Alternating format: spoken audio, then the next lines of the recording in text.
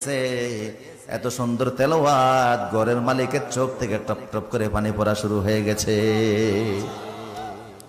এই যুগের বহু আলেমের চাইতো সেই যুগে সুরের তেলাওয়াত অনেক শুদ্ধ ছিল।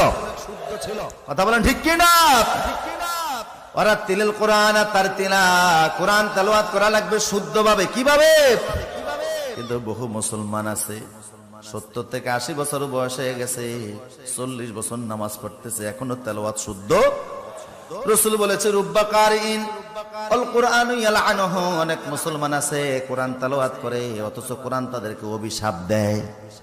এই অভিশাপ থেকে বাঁচতে হলে কেরাত শুদ্ধ করার দরকার আছে না নাই? আর বাংলাদেশে এর চাইতে বড় সুযোগ আর দুনিয়ার কোন দেশে নাই। কারণ এত আলেম, এত মসজিদ, এত মাদ্রাসা পৃথিবীর আর কোন দেশে।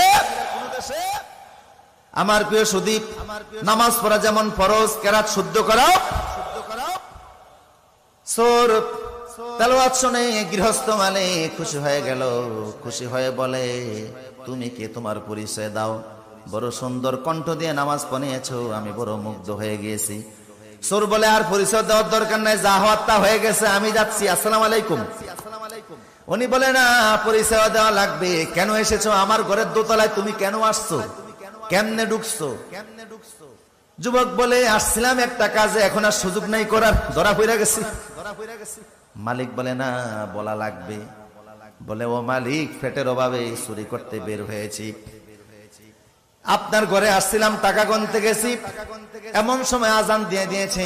ভাবলাম চুরি পড়ে আগে নামাজ পড়তে যে ভাবলাম আজান দেওয়া লাগে, আজান দিয়েছে, আপনি আসলেন, একামত দিয়ে জামাতের সঙ্গে নামাজ পড়েছি, এখন আপনার সামনে আর আপনার টাকা নেই কেমনে?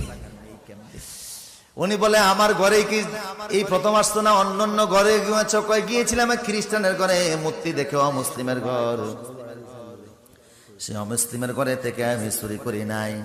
এরপরে গিয়েছি আমি হিন্দুর ঘরে, অমুসলিম ইসলামের দুশ্মন, তার ঘরেও চুরি করি নাই। এরপরে গিয়েছি প্রতিবেশীর ঘরে, তার ঘরেও চুরি করি নাই। তারপরে আসছি আপনার ঘরে। এইভাবে করে আপনার ঘরে আইসাও তো নিতে পারলাম না।